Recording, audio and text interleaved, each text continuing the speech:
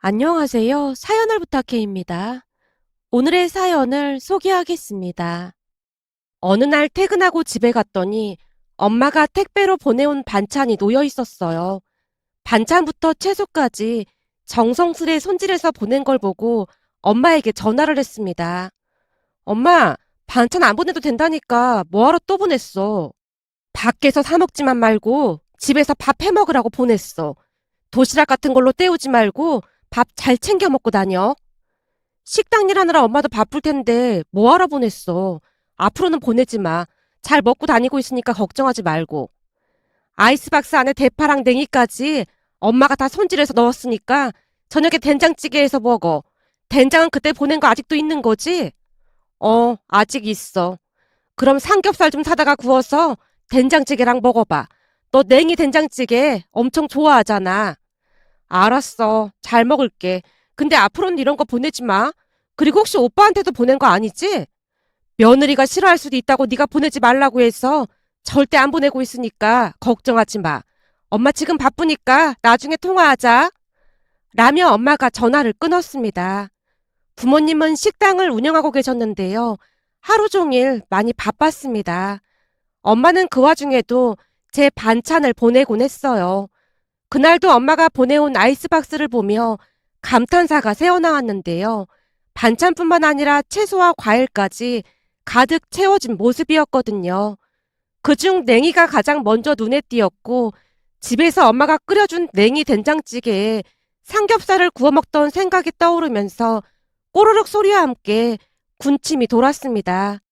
결국 아파트 상가에 있는 정육점에서 삼겹살을 한 근 산 뒤 집에 와서 냉이 된장찌개를 끓이고 삼겹살을 굽기 시작했습니다. 그런데 삼겹살이 노릇노릇 익어갈 무렵 초인종이 울렸어요. 인터폰을 확인해 보니 옆집 아줌마가 서 있었습니다. 무슨 일인가 싶어 문을 열었는데요. 아가씨, 지금 시간이 몇 시인 줄 알긴 아는 거예요? 네? 지금 8시인데요? 8시인데요? 대체 정신이 있는 거예요, 없는 거예요? 무슨 일인데 그러세요? 무슨 일인데 그래? 지금 시간이 8시인데 삼겹살을 구워 먹으면 어떡해요? 네? 그게 무슨 말씀이세요? 저녁 8시에는 삼겹살 구워 먹으면 안 되는 거예요? 당연히 안 되죠. 우리 손녀가 9시면 자는데 아가씨가 삼겹살을 구워 먹는 바람에 냄새가 진동해서 지금 고기 구워달라고 난리란 말이에요. 아니, 그렇게 늦은 시간도 아닌데 이러시는 거 조금 문제가 있는 거 아닌가요? 이 시간에 저녁 식사하는 사람들 엄청 많아요. 그리고 냄새가 집안까지 났단 말이에요? 그럼 냄새가 나니까 쫓아왔지. 대부분은 7시 전에 저녁 식사가 다 끝나는구만. 이 아가씨가 뭔 소리라는 거야. 우리 집은 9시면 다 자는 시간이에요. 그러니까 앞으로는 좀 조심 좀 해줘요. 라는 옆집 아줌마의 말에 제가 뭔가 말을 하려고 입을 떼고 있었지만 옆집 아주머니가 집 안으로 들어가 버렸습니다. 옆집 아줌마는 손녀를 봐주며 사는 것 같아 보였는데요. 평소에 인사를 해도 쌩하니 지나치기 일쑤였습니다. 몇 번 인사를 했지만 받지 않는 모습이었기에 언제부터인가는 저도 인사를 하지 않고 지나쳤는데요. 어느 날은 경비 아저씨가 제게 조용히 물었습니다. 저기 옆집 아주머니랑 친하게 좀 지내봐요. 네? 그게 무슨 말씀이세요? 아니, 나한테 와서 아가씨가 마주쳐도 인사도 안 한다고 뭐라고 하더라고요. 그래서 나한테는 인사도 잘하고 상냥하다고 했더니 아가씨가 사람 차별한다고 잔뜩 성까지 내더라고요.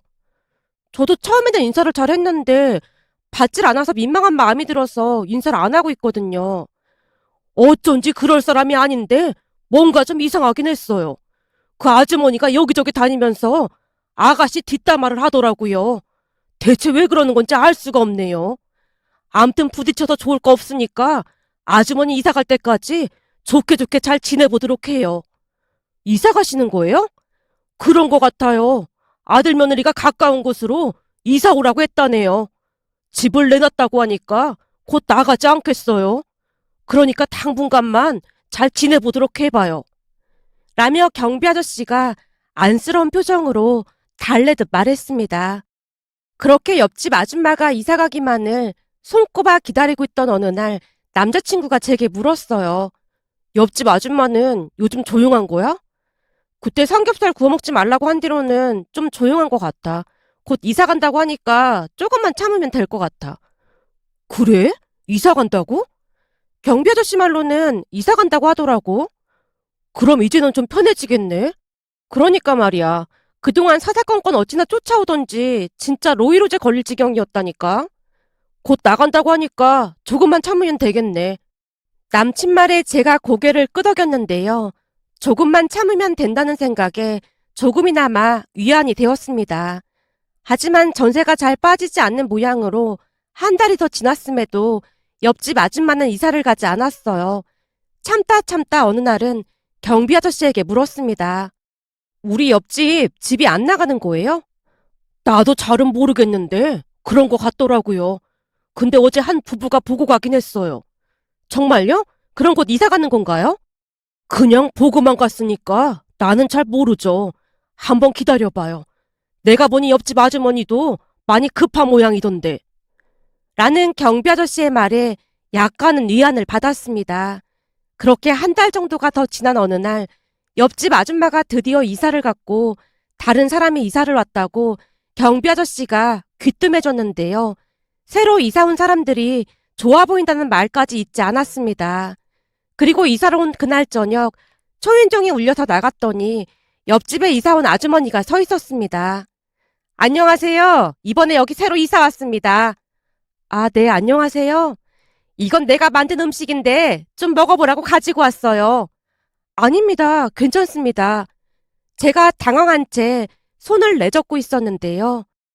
요즘은 그런 사람들이 많지는 않지만 예전에는 이사하면 떡을 돌리는 게 우리나라 풍속이었잖아요.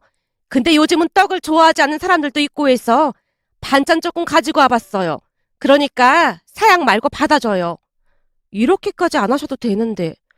경비 아저씨가 그러는데 우리 옆집 아가씨가 참 좋은 사람이라고 어찌나 칭찬을 하던지 우리도 안심이 됐지 뭡니까? 아파트에 오래 살다 보니 이웃도 엄청 중요하더라고요.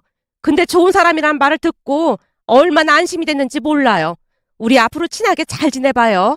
그리고 이건 이사한 기념으로 이것저것 만들어 본 거니까 맛있게 먹어줬으면 좋겠네요. 라며 옆집 아주머니가 반찬이 들어있는 종이봉투를 건넸습니다. 그 모습에 더 이상 거절하는 것도 예의가 아닌 것 같다는 생각이 들어 제가 수줍게 반찬 봉투를 받아들며 말했어요. 귀한 음식 주셔서 정말 감사합니다. 어쩜 말도 이렇게 예쁘게 할까나. 아가씨가 참 착하고 예쁘고 마음에 쏙 드네요. 우리 앞으로 잘 지내봐요. 다시 인사를 하고 아주머니가 집 안으로 들어갔어요. 아주머니가 들어가는 모습을 보다가 저도 집 안으로 들어와서 반찬통을 열어봤는데요. 여러 가지 음식들이 정갈하게 담겨 있었습니다. 음식들이 어찌나 먹음직스러워 보이던지 젓가락으로 집어먹었는데 맛도 아주 훌륭했어요. 그동안 워낙 마음고생을 했던지라 그날 새로 이사 온 사람을 보며 안심이 되었습니다. 그리고 다음날 마트에서 신선한 과일을 사서 옆집에 답례를 했는데요. 과일을 받아들던 아주머니가 활짝 웃으며 또다시 칭찬을 했습니다. 어머, 내가 과일 좋아하는 걸 어찌 알았을까? 잘 먹을게요. 아닙니다. 어제 주신 반찬은 정말 맛있게 잘 먹었습니다. 어떻게 음식이 입맛에 빠졌어요? 네, 음식이 너무너무 맛있었어요. 다행이네. 그럼 내가 앞으로 자주 해줄게요. 아닙니다. 진짜 괜찮습니다. 나도 괜찮으니까 앞으로 친하게 잘 지내봐요. 과일 잘 먹을게요. 라며 옆집 아주머니가 집 안으로 들어갔는데요. 그 뒤에도 옆집 아주머니는 반찬 등을 나눠주며 친절한 모습이었습니다. 어느 날은 남친이 조용히 물었어요. 참, 옆집에 새로 이사 온 사람들은 어때? 전에 고생을 많이 해서 그런지 걱정이 되더라고. 다행히 엄청 좋은 분들이 이사 왔어. 반찬도 막 나눠주시고 엄청 좋으신 것 같아. 진짜? 그럼 이제는 스트레스 덜 받겠네?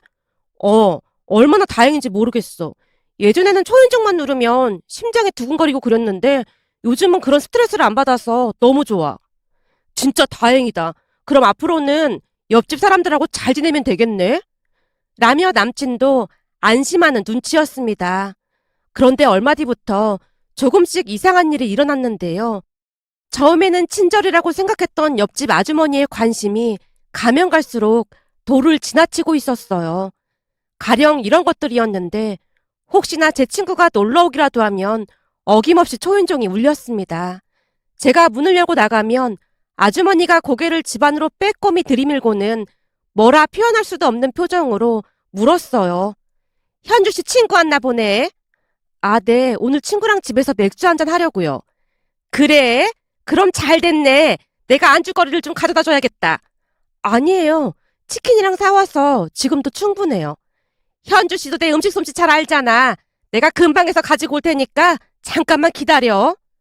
라며 굳이 음식을 해서 가지고 왔습니다. 시간이 가면 갈수록 그런 일이 자주 일어났고 조금씩 지쳐가고 있던 어느 날 볼 일이 있어서 잠시 올라왔던 부모님께서 우리 집에서 머무르기로 했는데요. 역시나 잠시 후 초인종이 울렸고 순간 제 입에서 긴 한숨이 새어나오고 말았어요. 아니, 우리 집에 사람만 찾아오면 왜 저러는지 모르겠어. 누군데 그래?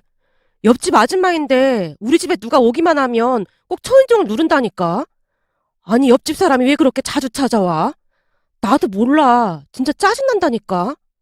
라며 제가 짜증스레 문을 열었는데요. 현주 씨, 누가 왔나 봐? 아, 네. 부모님이 올라오셨어요. 그래? 그럼 나도 인사 좀 해야겠다. 네? 굳이 안 그러셔도 될 것 같은데요. 아니야. 이웃사촌인데 서로 인사하고 지내면 좋잖아. 옆집 아주머니가 순식간에 집 안으로 들어와서 부모님께 인사를 했어요. 그 모습에 부모님도 얼떨결에 인사를 하는 모습이었고요. 그렇게 옆집 아주머니는 30분도 넘게 떠들다 돌아갔습니다. 옆집 아주머니가 나가자마자 엄마가 입을 열었어요. 아유, 무슨 여자가 말이 그렇게나 많은 거니? 어찌나 혼자 떠들어대던지 정신이 하나도 없네. 말도 마. 수시로 찾아와서 저런다니까. 모르는 사람인데 문을 막 열어주고 그러면 어떡해. 아니면 열어줄 때까지 초인종 누른다니까. 아무래도 이사 가야 할 것 같아. 대체 하나같이 옆집 사람들이 왜 이 모양인지 모르겠어. 요즘 세상에 저런 사람이 있다는 게 신기하네. 그것도 서울에서 말이야. 라며 엄마가 어이없다는 듯이 혀를 차고 있었습니다. 그 뒤 저는 이사를 가야 하나 심각하게 고민을 하게 되었는데요. 언제부터인가 사생활이 없어진 듯한 그런 기분마저 들었으니까요. 그러던 어느 날은 남친이 제게 물었어요. 조금 있으면 우리 엄마 생신인데 혹시 같이 식사할 수 있어? 같이 식사를? 우리 엄마가 초대하고 싶다고 해서 말이야. 아직 결혼 이야기가 나온 것도 아닌데 내가 가도 되는 거야? 그냥 가서 밥이나 한 끼 먹는 건데 뭐. 우리 엄마 장미꽃 좋아하니까 장미꽃 한 다발 사서 같이 가자. 그래, 알았어. 라며 제가 흔쾌히 대답했는데요. 비록 결혼 이야기가 나온 것은 아니었지만 여기저기서 들어보니 인사 갔다가 헤어지는 경우도 많다는 이야기를 많이 들었기에 먼저 집안 분위기를 확인해보는 것도 나쁘지 않다는 생각이 들었거든요. 그렇게 시간이 지나 남친 집에 가기로 한 날이 되었고 나름 단정하게 차려입고 준비를 하고 있었는데요. 남친에게 전화가 걸려온 김에 제가 물었어요. 저기 어머님 장미꽃 무슨 색 좋아하셔? 빨간색도 좋아하는데 핑크색도 좋아하셔. 그럼 골고루 섞어서 사야겠다. 근데 장미꽃만 사가기 그래서 내가 케이크 하나 주문해놨어. 케이크? 안 그래도 되는데 뭐하러 그랬어. 내가 가면서 사가려고 했는데. 그래도 꽃만 들고 가면 그렇잖아. 암튼 내가 찾아서 갈 테니까 그런 줄 알고 있어. 나 지금 집 앞이니까 내려와. 같이 찾으러 가자. 어? 집 앞이라고? 나 혼자 가도 되는데 뭐하러 왔어? 라며 제가 급히 준비해서 내려갔고 같이 케이크를 찾아서 남친 집으로 향했는데요. 남친이 다시 방향을 틀어 우리 집 쪽으로 운전을 하고 있었습니다. 이쪽으로 가면 다시 우리 집 가는 길인데? 잠깐만 기다려봐. 내가 깜짝 놀래켜 줄 게 있거든.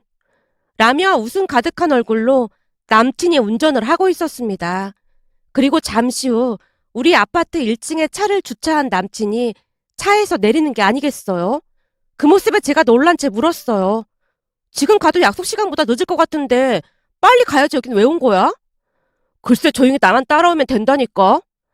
남친이 먼저 앞장을 섰고 제가 고개를 갸우뚱거리며 남친 뒤를 따랐는데요. 잠시 후 기가 막힌 일이 일어났습니다. 그러니까 엘리베이터를 타고 올라가던 남친이 제가 사는 층에서 내리더니 아주 자연스럽게 옆집 문을 열고 들어가는 게 아니겠어요? 어찌나 놀랐던지 미처 따라 들어가지 못한 채 멍이 서 있는 저를 보며 남친이 장난스러운 표정으로 말했어요. 뭐해? 얼른 들어오지 않고. 설마 여기가 본가란 말이야? 자기가 친절하다고 했던 그 옆집 아주머니가 사실 우리 엄마야. 남친이 마치 서프라이즈라도 하듯 자랑스레 떠들어대고 있었습니다. 너무나 기가 막힌 생각이 들면서 배신감마저 들었다고 해야 할까요? 제가 실망스러운 표정으로 서 있자 남친 엄마가 나와서 저를 데리고 들어갔어요. 어머, 현주가 많이 놀랐나 보네. 이게 어떻게 된 거예요? 제 물음에 남친 엄마가 모든 걸 사실대로 말해줬는데요. 알고 봤더니 우리 옆집이 이사를 간다는 소리를 듣고 급히 우리 옆집으로 이사를 강행했다고 합니다. 어느 날 우리 아들이 그러더라고. 현준의 옆집이 집을 내놨다고 말이야. 마침 우리도 전세가 만기돼서 겸사겸사 이사 오게 된 거야. 미래 며느리감이 어떤 사람인지 확인할 필요도 있었고 말이야. 근데 쭉 지켜보니 현주가 아주 착하고 그렇더라고. 너무나 뜻밖의 말에 제 입에서 내라는 말이 새어나왔는데요.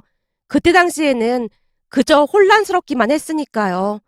제가 복잡한 표정으로 서 있자 남친 엄마가 다시 입을 열었습니다. 내가 보니 현주는 다 좋은데 그 친구 중에 나은인가 하는 그 친구만 안 만나면 될 것 같아. 남친 엄마가 제 절친 이름을 거론하고 있었어요. 내가 딱 보니 나은인가 걔만 오면 술을 마시는 것 같아서 하는 말이야. 무슨 여자가 술을 그렇게 많이 마셔대는지 보기 좀 그렇더라고. 그런 친구랑 어울리면 현주 네 값어치도 떨어지기 마련이야. 그러니까 앞으로 나은이랑은 연락 끊도록 해. 다 마음에 들었는데 그 친구가 좀 걸리더라고. 라며 나은이 뒷담화를 하고 있었습니다. 나은이는 절친으로 둘 다 시끄러운 걸 싫어해서 평소 집에서 치킨에 맥주 한 잔씩 마시면서 이야기를 나누며 스트레스를 풀곤 했어요. 그런데 그 부분을 지적하며 나은이와 절교까지 하라는 말까지 서슴지 않았습니다. 그 이야기를 듣고 있다 보니 그동안 왜 그렇게 초인종을 눌러댔는지 알게 되었는데요. 그러니까 한마디로 남친 엄마가 저를 감시하고 있었던 거였습니다. 스치고 지나가듯 한마디를 더 했거든요. 가만 보니 남자가 집에 드나드는 것도 없고 사생활은 괜찮은 것 같은데 그 나은이란 친구가 제일 걸리더라니까. 남친 엄마가 다시 한번 나은이를 거론하던 순간 더 이상 참지 못한 채 제가 대놓고 물었습니다. 혹시 제 사생활을 감시하러 이사 오신 거예요?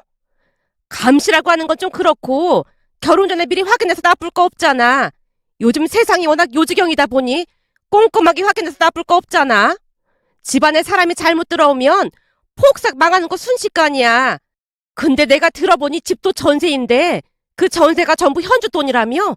아직 나이도 젊은데 이 정도로 벌어놨으면 그것도 충분한 것 같고 우리는 결혼 찬성이야. 그래서 말인데 둘이 결혼하고 나서 우리 돈이랑 현주 돈이랑 합하면 좀 큰 집으로 구할 수 있을 것 같은데 결혼하고 같이 사는 게 좋을 것 같더라고. 그때쯤 충격으로 인해 제 표정이 말이 아니었는데요. 남친 가족들은 전혀 눈치채지 못하고 있는 듯 해보였습니다. 남친이 신이 난 듯 말을 꺼냈거든요. 현주가 엄마 음식이 엄청 맛있다고 했거든.